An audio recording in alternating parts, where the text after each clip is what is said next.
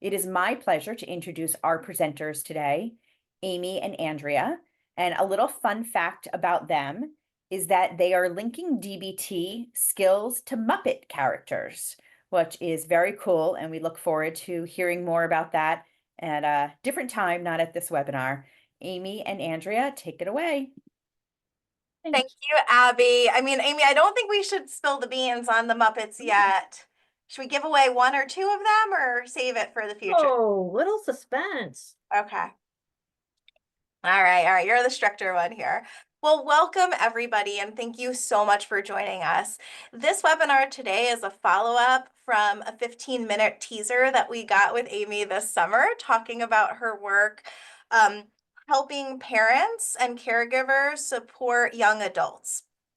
And what Amy is doing is really exciting work, bringing together DBT as an evidence-based treatment for BPD, emotion dysregulation, suicidality, and self-harm, with a treatment called SPACE that Amy's going to tell us about. And Amy is one of my dear friends, a DBT friend, and somebody who is passionate about skills and living the skill lifestyle.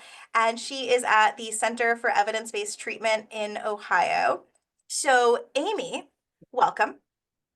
I am thrilled to be back. Yes, it's just such a treat that we get to spend an hour together. So let's start off. If you can just tell us how DBT and SPACE are related to each other, what the heck SPACE is, and set the stage for some skills that we can talk about today. Yes, I'm going to cut to it because there's never enough time, right? But just to briefly say this, I have been blessed enough to provide DBT, comprehensive DBT since like 2000. And we started getting calls at our clinic for parents of young adults with concerns that we knew we could treat: emotion dysregulation, suicide, self-harm, and concerns about their children or young adult children launching and sort of meeting adult milestones. So to flash forward a little bit, we tried to do what we knew how to do in DBT, and it failed miserably. That's all you really need to know. I don't want to talk about it. It was okay. We tried water, but it wasn't that great. And at some point in, I think, post-COVID, where everything, of course, felt like it was much worse, we heard about this treatment called SPACE, which is not NASA. It's supportive parenting for anxious childhood emotions, developed by Ellie Leibovitz at the Yale Child whatever Study Center. And he developed this parent-only intervention for parents with little kids, younger kids that struggle with anxiety. I'm sure you know more about that than I. In fact, I know you do. However, what he had also developed was an adaptation for parents dealing with struggling young adults, right? So I'm going new training. So get trained in SPACE and then get trained in that adaptation. And they're talking about helping parents accommodate adult children a little bit less, which we will talk about in detail. And then we sort of came up against these issues about certain circumstances that SPACE wasn't right for, like contraindications, right? And then we heard what they were, and they were severe psychopathology. I don't know what that is. Suicidal behavior, self-harming behaviors, drug and alcohol use, and involvement with the law. And I'm like, okay, because like we know how to do that. We know how to do that. Ellen Frazzetti taught us how to do that. Alec Miller taught us how to do. Like we can do that. All right, great. So we brought that information back to combine it to help parents of struggling adult children both manage their emotions appropriately, but more important for the parents to get a little bit more space in that parenting dynamic, which often just feels demoralizing, for lack of a better word. So Amy, I'm going to jump in. It sounds like DBT can hit the gaps in SPACE, the things that SPACE is indicated for. Absolutely. What is SPACE offering that DBT isn't already doing? Like, why do we even need to bring SPACE into DBT? Why isn't DBT enough? I think, frankly, oftentimes DBT is enough. Like, I think we're on the shoulders of giants here, right? What I loved about the SPACE treatment was the language that it used. It's so incredibly validating to parents. And like, you have done all of these things, and all of these things aren't working. And I know DBT can do that too, but it also sort of breaks it into and maybe this is why I like it so much, because it's concrete and I'm concrete. It makes it so particularly concrete and at the pace of parents, and the focus is on parents alone, not the struggling young adult. And while I'm not saying that doesn't matter, I'm saying that's not what space is for. I'm saying this is just for parents. So what differentiates space from DBT is usually for the person who's struggling, and Yes. space is targeted for the parents. Yes. Why? Why is there a treatment that's for the parents? Well, I think our audience might be able to tell us that more, but frankly, what I'll say is because as a parent and as a clinician, I know that even though I'm doing the best I can, that it's not working. And I have a suffering kid, which is like my heart is on the outside of my body and I can't do anything. And parents often work so incredibly hard to make it better for their kid. And we know that's not going to work. Like we know it's not going to work. We need just a structure just for parents to focus in on what's going to happen. We need something for parents. Parents need support. Absolutely. And what you like about space is how concrete it is and how validating it is. I am seeing your face, Amy. It's so beautiful on my screen. It's covered in hearts and thumbs up. And right, I don't know, are you seeing that too on this? Now that you say, I'm very laser focused. You're laser focused, Yeah. but I think this is resonating with parents. And so, I think one question we had already come in is, can we repeat what SPACE stands for? Can you spell that out? And then I'm wondering if, just so people who want to write that down and remember. Sure. So SPACE stands for Supportive Parenting of Anxious Childhood Emotions. Supporting Parenting of Anxious Childhood Emotions. Yeah, there you go. Excellent. Google SPACE in all capitals. It should pop right up. Excellent. And so it was initially developed for younger kids, but there's this adaptation for young adults. Now, language. You talked about how the language in SPACE can feel really validating. I'm aware of a phrase that's often used in the literature for professionals, this phrase, failure to launch. Yes. And I'm wondering if, before we get into the skills, you could kind of speak to what that means in a way that's using our non-judgmental, describing skill. Because I think it's easy to hear that failure to launch that can bring up judgments about the young adult, but I imagine it also is bringing up some judgments that the parents are experiencing too. So we have had, and for like 2 years now, we've had endless conversations on how to not say failure to launch. And the best we come up, like it's you hit a nerve for me because I'm like, I don't know either. Like it's so hard to name that. What I will say is if we're talking about failure to launch, what it really means to me is that a young adult, and by the way, the research supports this, young adults are suffering as much as it appears. Like there isn't anything going on that isn't real, right? As they struggle, and there can be, just to name it, like the young adults aren't happy where they are either. And I hate to say failure, but it's kind of like not, I don't know, at some point, Andrea, to be honest with you, it is what it is. Like, I'm just like, I don't like the word failure to launch either. A really respected colleague of mine, Mark McConville, maybe someone here knows him, wrote a book called Failure to Launch, right? But it's such a great book. The failure word hit me so hard, right?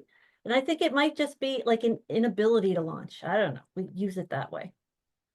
So you're going to talk about what we can learn from SPACE to understand this population, bringing it together with DBT skills to control the only thing we have control over, which is our own behavior.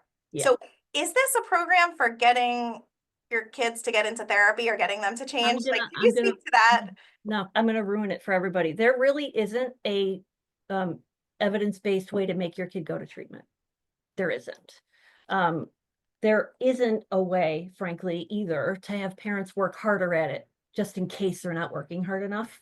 Like that is not the focus of SPACE. The focus of SPACE is to help parents make changes in how they interact with their young adult, so it doesn't always feel like a trap. And that makes me like, I am not judging, right? It's not about it's just this dynamic that happens with parents and adult children where both are suffering so tremendously, and parents often can't detach from the suffering and self-blame of the whole thing. So unfortunately, you can't make your kid go to therapy. You can make small changes in how you manage that and how you get some of your life energy back. Let's talk about that. Yeah. I want to start off with this idea of accommodation, Yeah. which is a big part of space. So tell our group here, what do we mean by accommodation? What is it? And why do parents do it? So on paper, accommodation is defined. I always have to preface this with, I'm not going to laugh. It's when parents of struggling young adults insert themselves into the patterns of their kids' lives.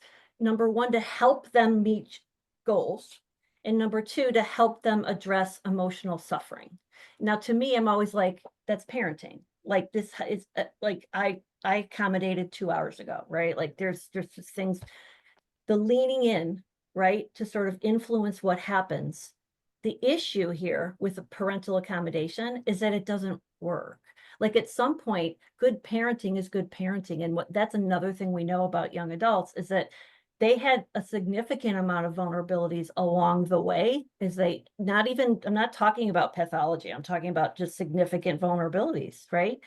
And they had those needs met as best they could. Like parents did the thing, got the treatment, paid for this, went to this, right? And right now, that effort to do all the pushing isn't working anymore. So when we talk about parental accommodation, essentially what I'm saying is parents do things emotionally, physically, and financially, by the way, to sort of lean in and try to help, for lack of better words, and it doesn't help. So I think I'm going to put a period right there. And if I can, there are really valid reasons that parents accommodate. Frankly, parents lean in to try to help because their kid's suffering. Like you're watching your child manage a really strong emotion. And by the way, you've probably seen it not go well.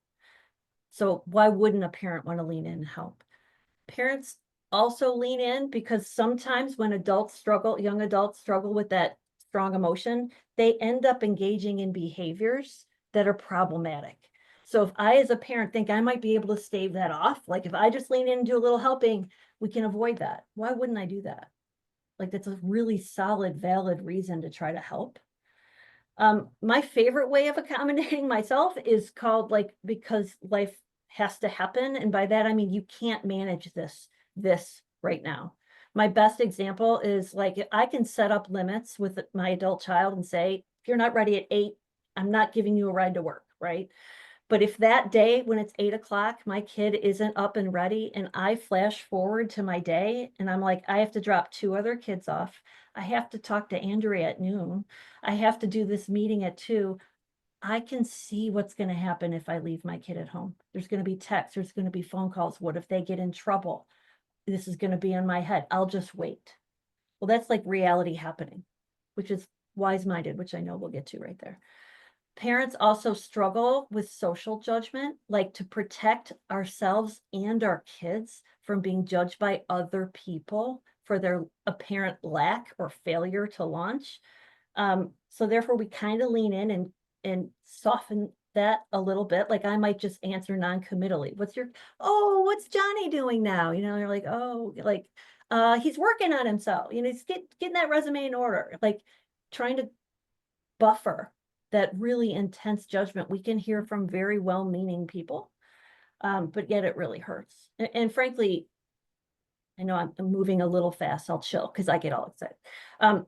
Parents also will lean in and try to avoid aggressive behaviors. That happens, especially if there's sort of a history of lability that way. Like if I know my kid gets so angry that she is going to punch a window, I'm going to work really hard to avoid her getting that angry, right?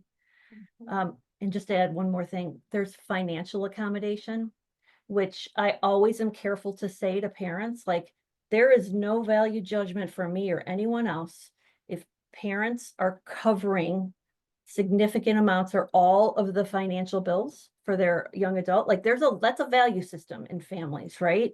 And I applaud it, unless it feels like it's crossed a line. And parents, I bluntly tell parents, are you feeling taken advantage of? Like, are you feeling like this is not at all something that's going to end? Yeah. And like, it's really hard to pull back those financial accommodations. And yet I work with parents to do that a lot. That was a rambling answer to why do parents accommodate? There's a lot.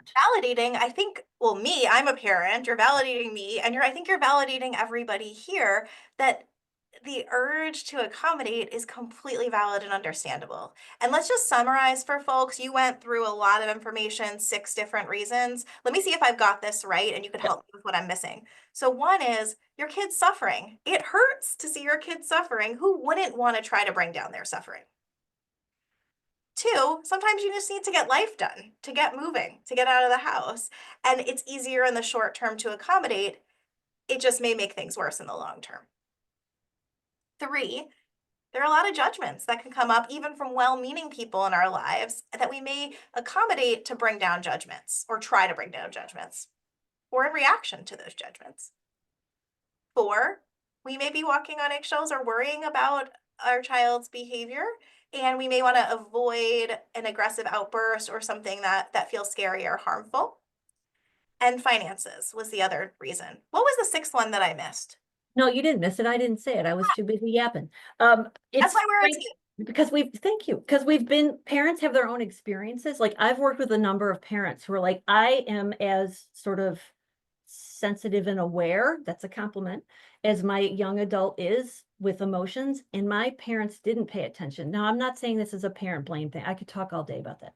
But for one way or another, if I can recognize that my child is sensitive and I know what that's like, I'm going to help, right? Maybe I got the help myself, maybe I didn't from my parents, but I know what that feels like. Why wouldn't I insert myself? You see your kid suffering, you can relate to it from your past experiences. And so you're doing things to try to help, maybe even rescue your kid. Yeah. And that sometimes it's effective and sometimes it's not. Exactly. Yeah. Yeah. So I think now is a good time to share our slide about how our DBT states of mind link up to accommodation and talking through that. Yep.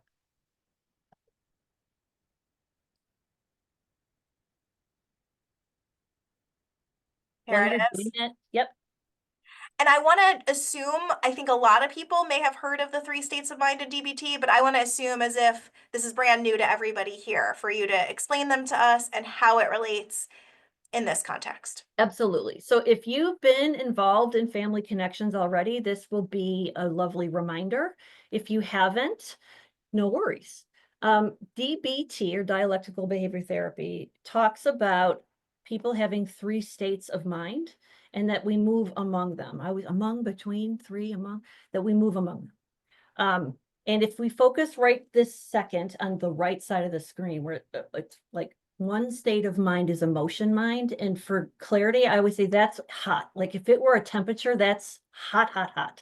So for And me, Amy, it's I want what I want and I want it now is how I think about there emotion. you go, right? Yeah, I'm ruled by moods and feelings and urges to do something, right? Right now.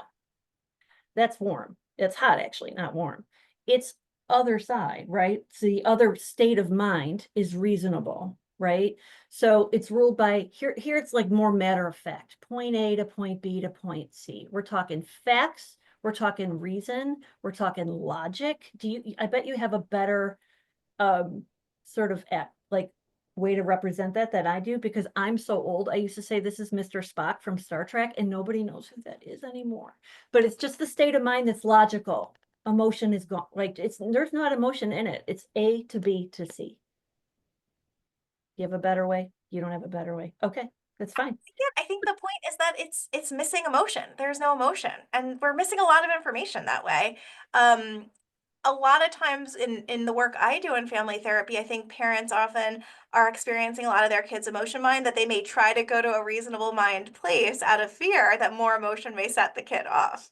Absolutely. And then when it doesn't work, it's kind of like, oh, we're stuck. So back to this wise mind. Wise mind is a synthesis of both, right? So as you can see with the circles, right? So we have reasonable mind, so the logic, the matter of factness, and we have that hot, I want it right now. I want it right now, right? And in DBT, we call that balancing both states of mind and not acting in a harmful way is the goal of wise mind. So you still have emotion. It's still there. And that's unfortunate. It's not like, sorry, wise mind isn't that rewarding if the emotion mind is hard. It's really painful. But it is because reason comes in and we allow balance and a pause before that hot emotion gets out of hand and results in behaviors that long-term aren't so helpful. I have to stop right now though, because when I talk about accommodation, I need to say that accommodation can happen in wise mind, right? What I mean by that, in DBT treatment, we're trying to have people not act from emotion mind. We're trying to help them slow it down. And when we're talking about parents and accommodating, we're talking about making an active, aware choice to accommodate, which can come, frankly, from any of these states of mind. It can be a wise-minded decision that I stayed at the house and waited till my kid was ready to go to work for my own vulnerability or other reasons, right? So we're not saying accommodation can't happen in wise mind. We're saying just the opposite.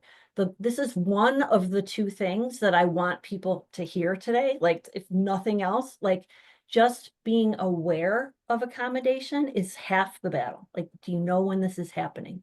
So we use this in treatment a lot to talk about observe and describe. So imagine, Amy, what you're saying is a lot of families in this situation might be accommodating without even noticing it. Well, it's just like living. I mean, it's like breathing.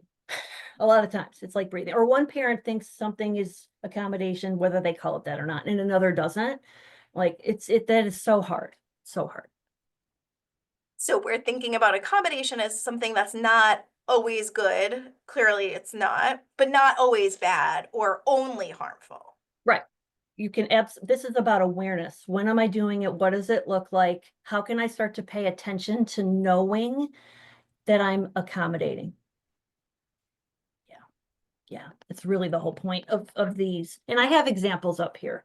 Sort of like someone in emotion mind can say, I'm anxious, right? My son has a job today. He got this job interview. He's finally got a job. He's not awake yet. I want to go knock on that door. I am so anxious, right? I want to wake him up. That's emotion mind. Like, I'm going to do this now, right?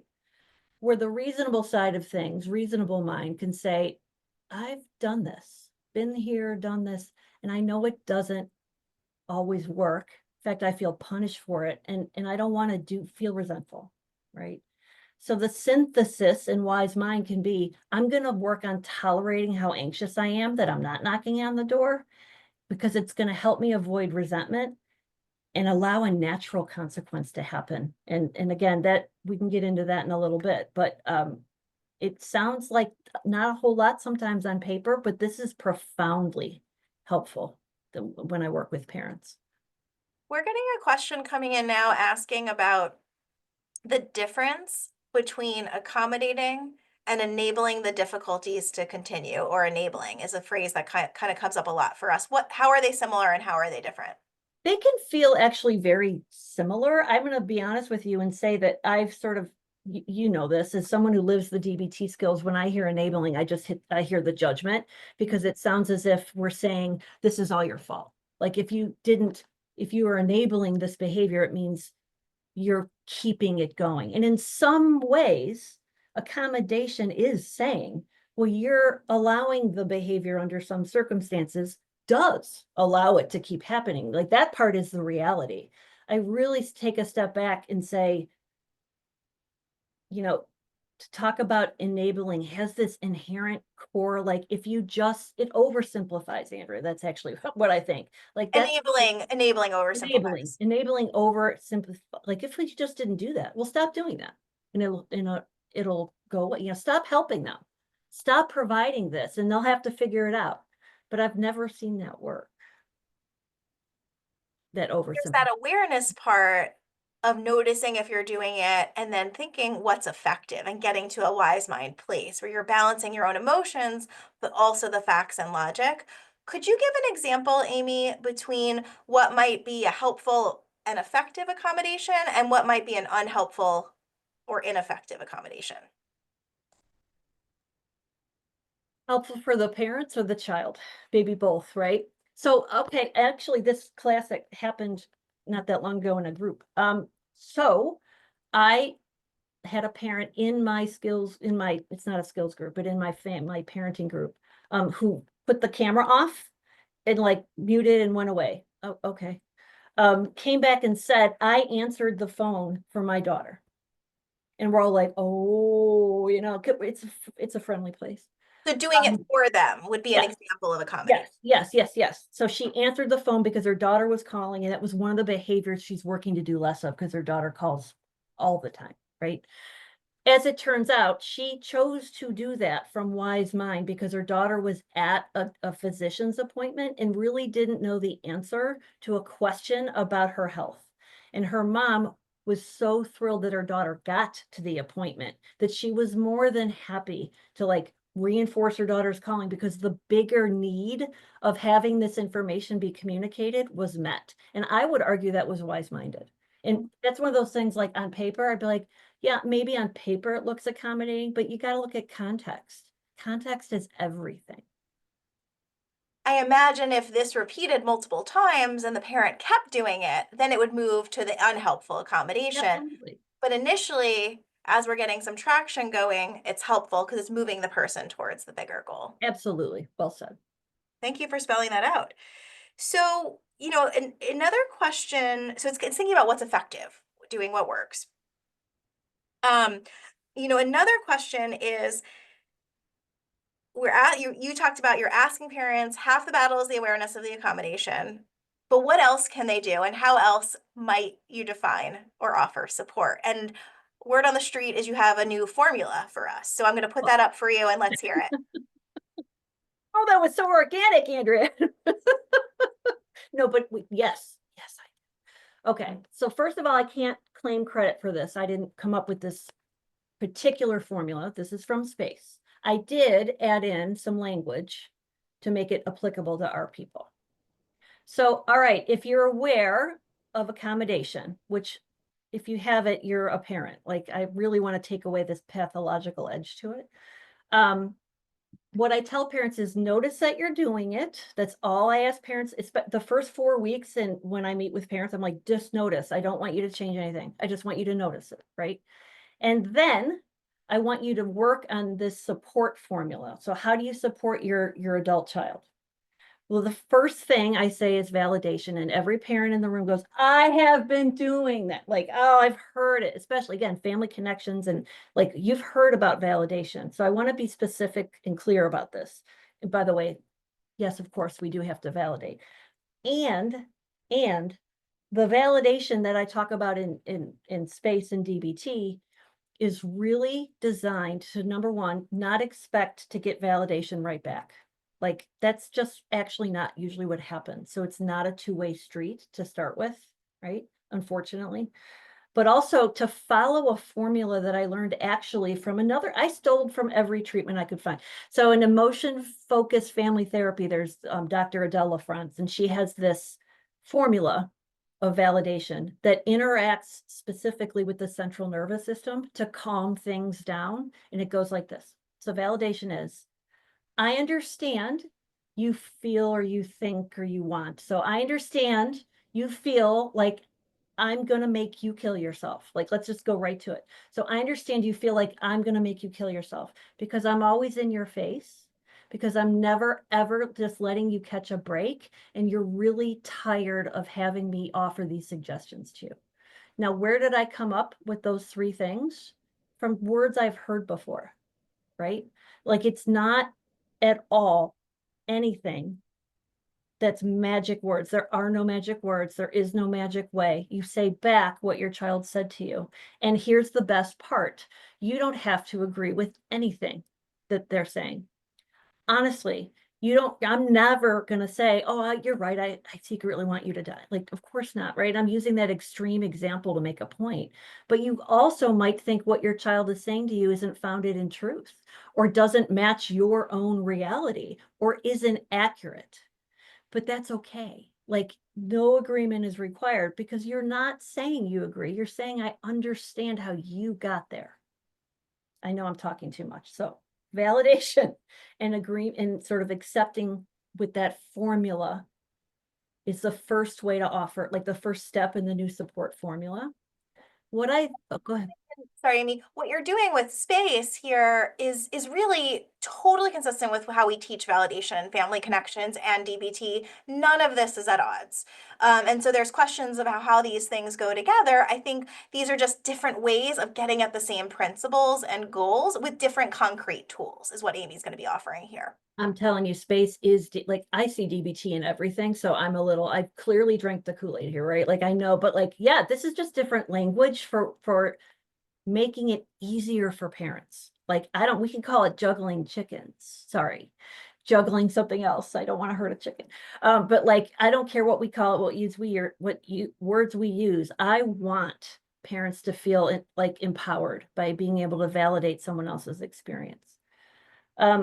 Adding to that for support is to express confidence. And so I understand you feel angry that I left you at home, because you might lose your job, because it feels like I pulled the rug out from under you, and because you really wanted to go to work today, right? Like those three things. And I believe that this like you getting to work is hugely important. It's very real. And I believe we're going to figure this out. And then you stop. So I'm going to say something to the confidence piece. It can be almost a Herculean effort to feel like you can express confidence sometimes. Like when you're really, as a parent, beaten down, like, how do I express confidence that something can get better? What I tell parents all the time is one way to validate and to express confidence is to say something you know is real for your kid. I know this is real. Parent, you know it's real. Like, even if you argue about diagnostic, it doesn't matter. But you know the struggle for them is real. And saying, like, I know that this is real and it's going to get better, or we're going to do something differently. And then stopping. And when I say stop here, what I mean is sometimes not saying more than that is the most confidence you can express. Because oftentimes when parents are worried that it's not landing right, you'll offer this reassurance and that reassurance and put in, and it can send the message that you don't believe it. Like, I'm not saying all these things, but maybe I don't believe it, right? I tell parents, stop, just let it sit.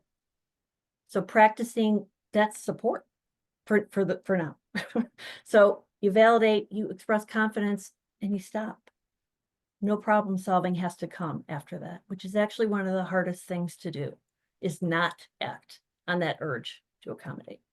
Oh, ooh, I just lost our graphic. Sorry about that. I just want to hover, Amy, on this point about validation doesn't mean agreement. And I love this example of I didn't pick you up. Is that what you said? Yep.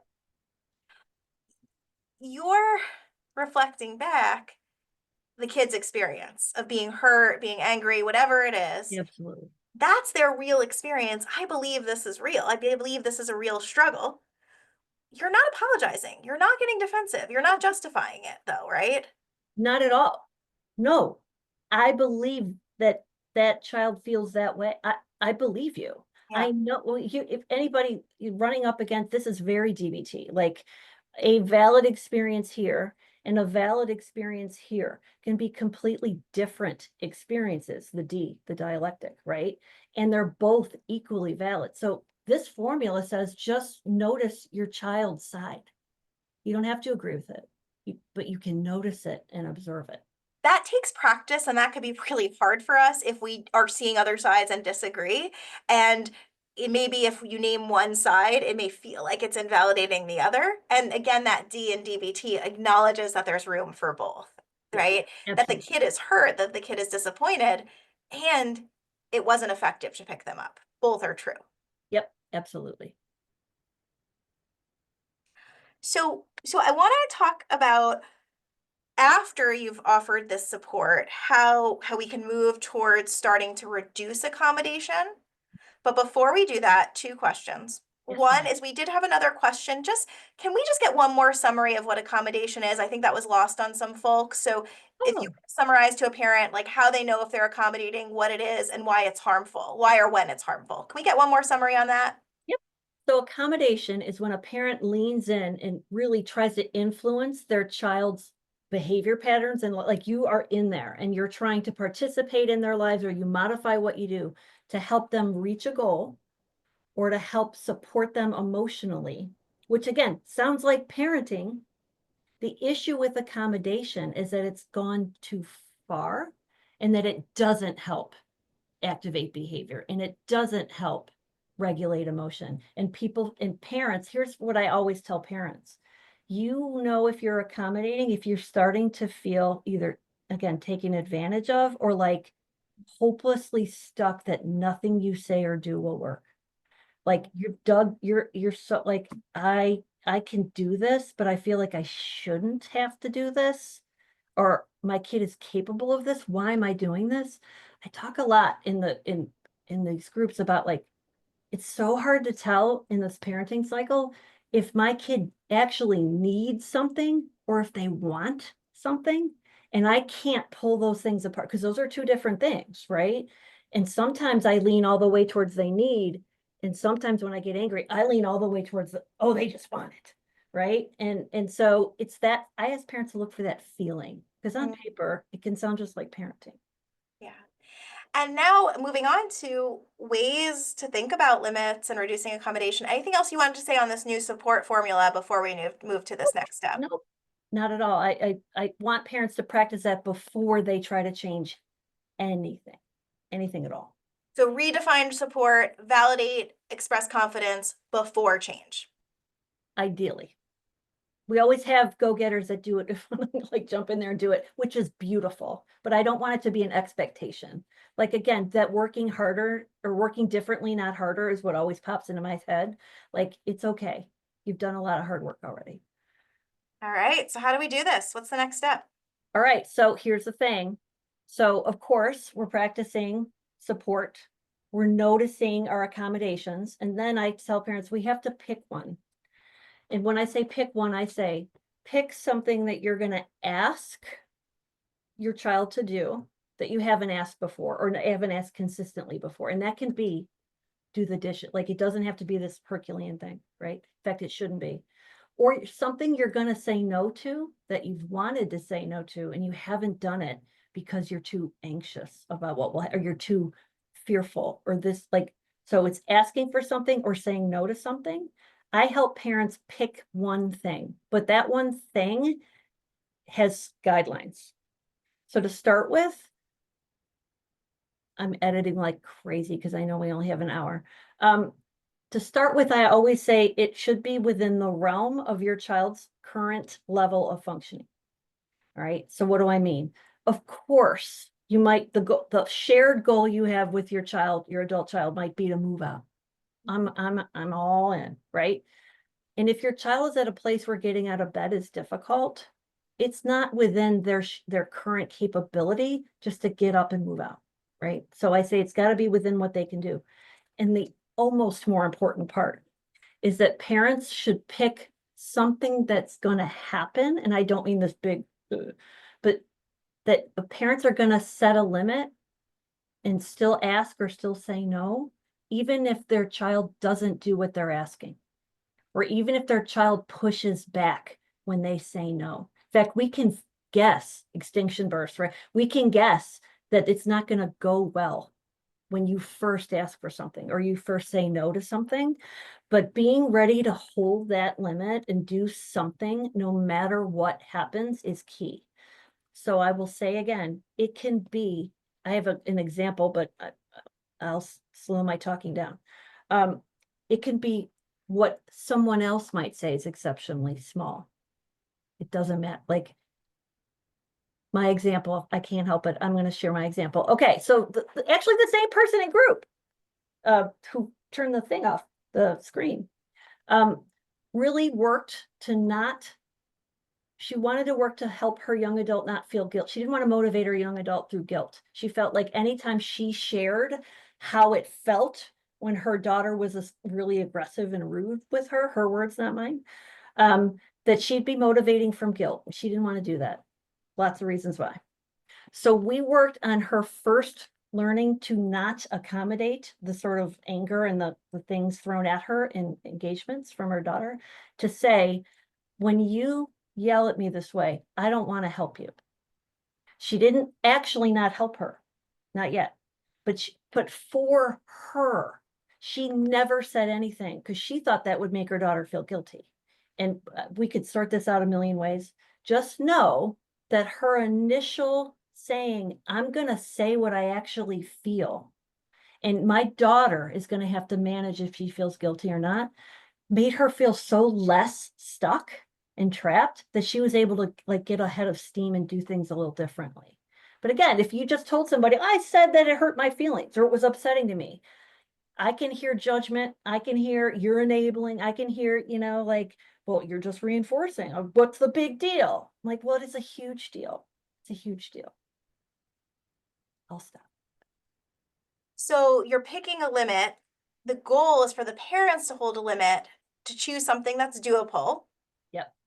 But not actually the goal being to change your kid's behavior. No, the goal is that you ask it or you say no to something. Then you're done. Goal, you're done. Right. And then you hold it. Right? What if the limit doesn't hold? Then what? Well, it depends. So of course it probably won't. Like I tell parents all the time, that's okay. You already did the work. So what I say to parents then is, okay, if it doesn't happen, so let's pick something concrete, right? If it's about money, I'm going to ask you to pay me $5 towards this bill, and you don't get that $5. What I tell parents is ahead of time, they would have already let their adult child know what's going to happen if they don't pay the $5. Like this is part of it, is orienting, of course, which is so DBT, right? And it can be something like, I'll just take it out of your bank account. Or I'm going to have to pull back the cell phone plan and you can't have unlimited data. I need you to help me pay for it. And it's $5 is a reasonable amount because you're not working right now, right? Whatever that thing is that you're going to do has to hold, right? So, all right, you put it out there, you never take the $5. Guilt comes over you, right? Sadness, all these things. Here's what we say. All right. Was the $5, the act of pulling the five, and five's not a great amount to use, but sometimes it gets the point across. Was the act of taking it just too big? Like it was too hard for you to do for any number of reasons, right? Were you vulnerable? Like, did something happen that was the day that you had to accommodate? Like you just couldn't, life had to go on. I couldn't do it that day. And can we set it up that either you ask for something smaller or we help you be accountable the next day to taking out the $5?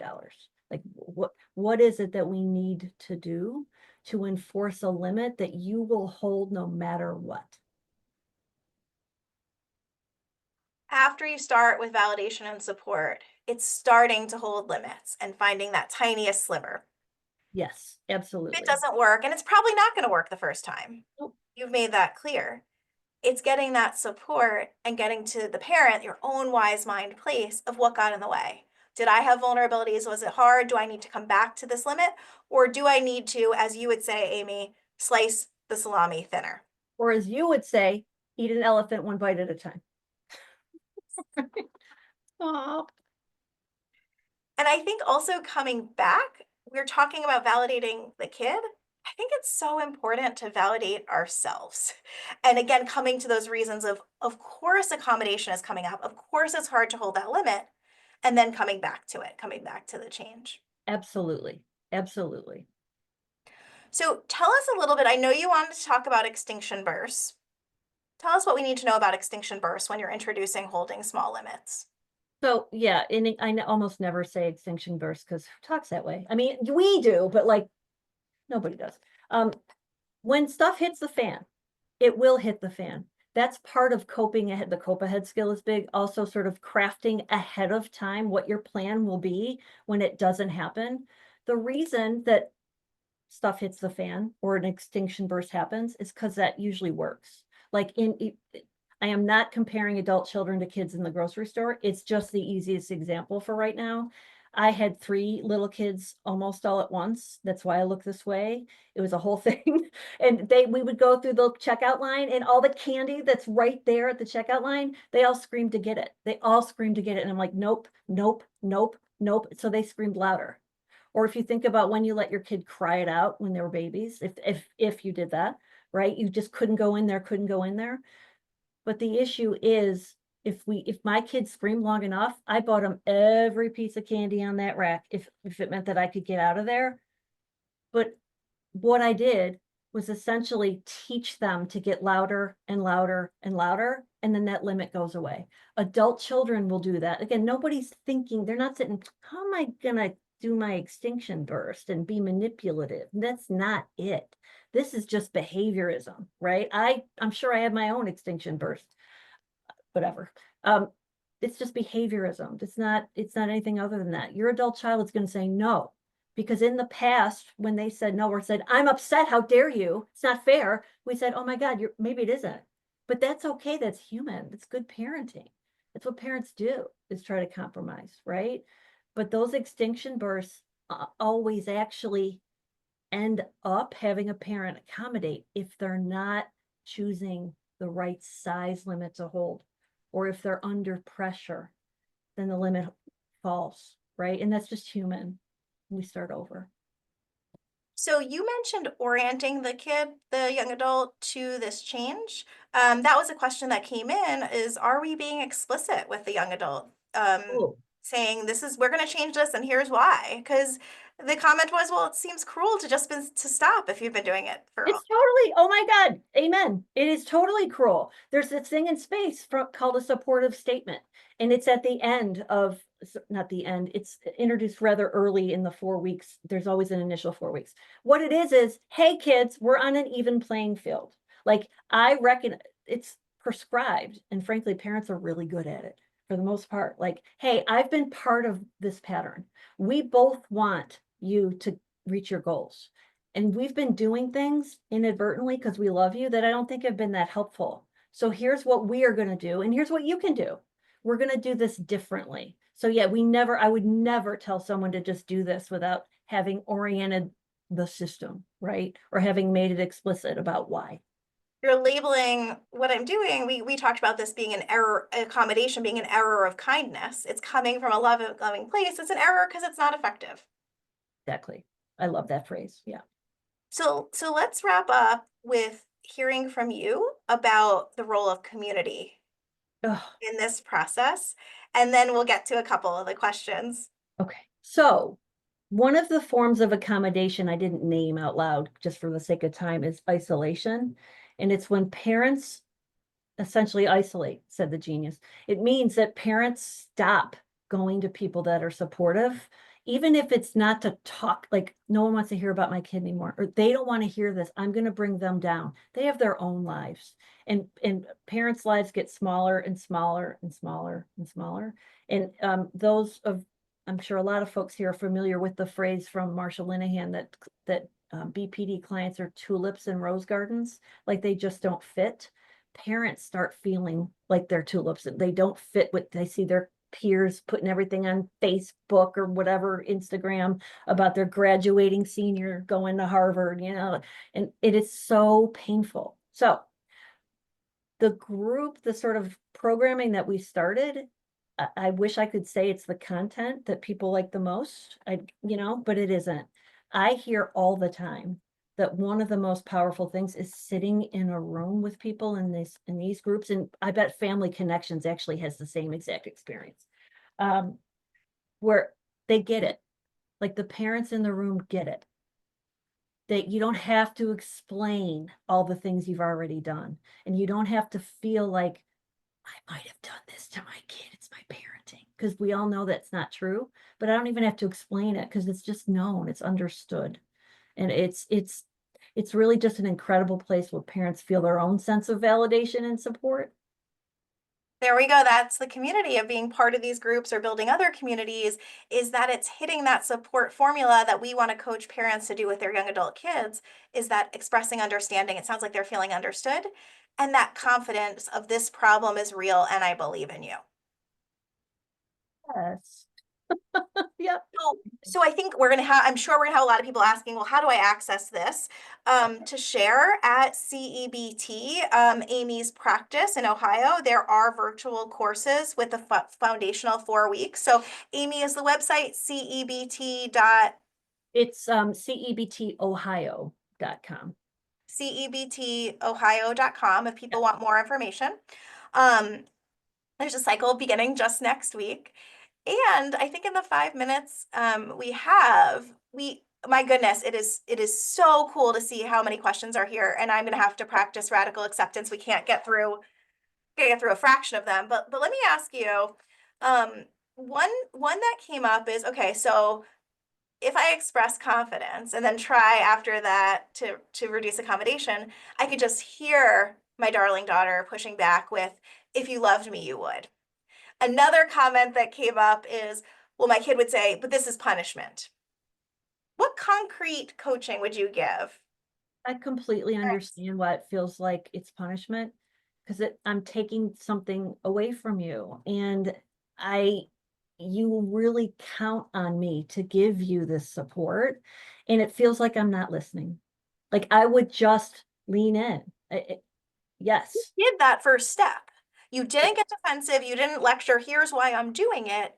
There's You no point. acknowledged, you validated, Yep, totally. and you didn't stop. I tell parents, this is the hardest part, is to not engage in debate.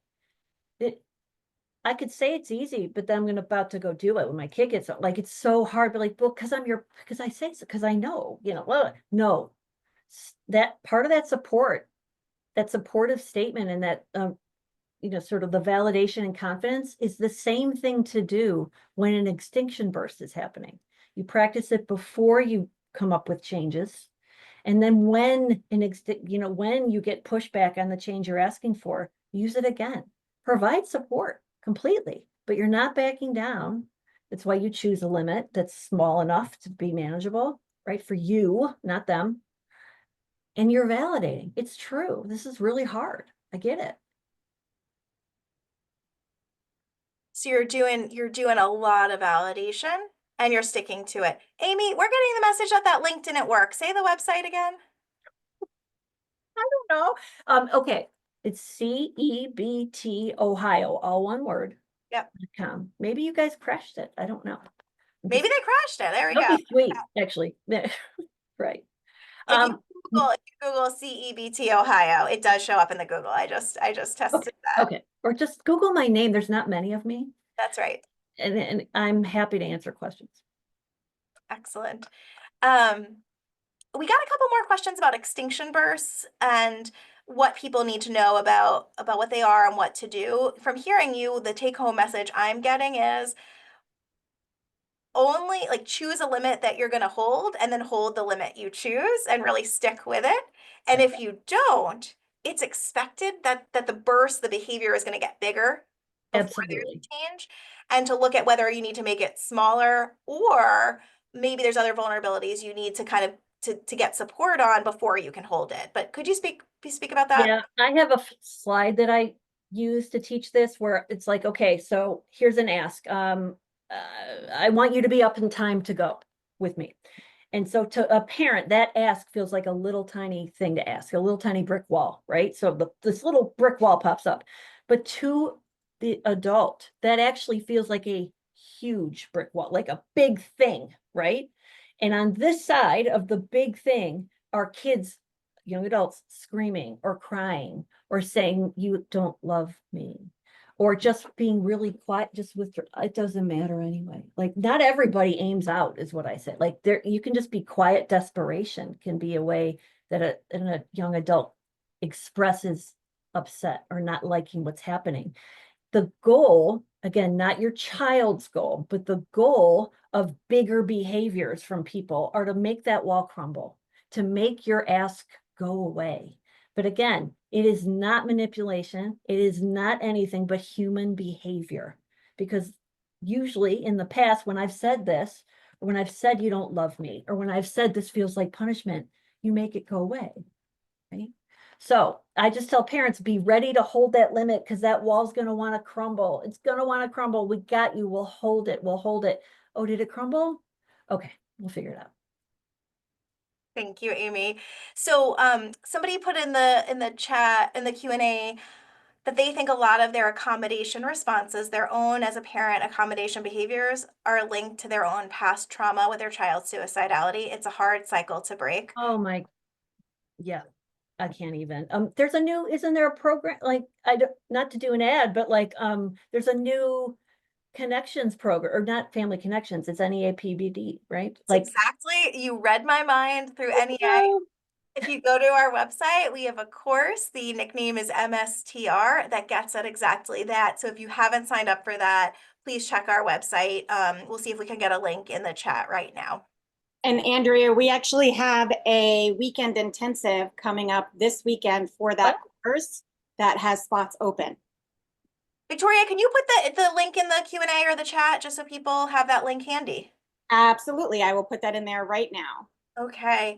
I know that somebody else had asked for the QR code for donations. If we could also get that up as we close. I put the link in chat for to donate, and for MSTR, Victoria's going to put it for the weekend intensive. So what I would thank you, Denise. So Amy, I wish we could spend more time, and I'm gonna hold this limit of 1 o'clock. It's 1:01. But I'm wondering, Amy, any closing words? You've been doing wicked strong validation for our audience throughout about how hard this is, how the problem is real. And I'm wondering if you could just do a little bit more of expressing confidence and believing in all of us to find that salami slice and do it. oh, it's not hard to generate because I've seen it. Like, here's me at the beginning of the course, like, it's okay, just do it, just validate, it's going to be okay, go real small, go real small. And I'm telling you that, like, people are like, yeah, I just said no. I just said no. And they're so proud of themselves. I have seen, like, it is never the goal to change your adult child to do this work. More often than not, changes happen. And I've been floored by that. So if I have not leaned in that direction, thank you for pushing me, because I love the results. I love watching parents just like take a deep breath, like, oh, I did it. And my kid did something differently. It's beautiful. You've increased my confidence to do this as a parent. So thank you. And thanks all of you for joining. Take care. All right, bye.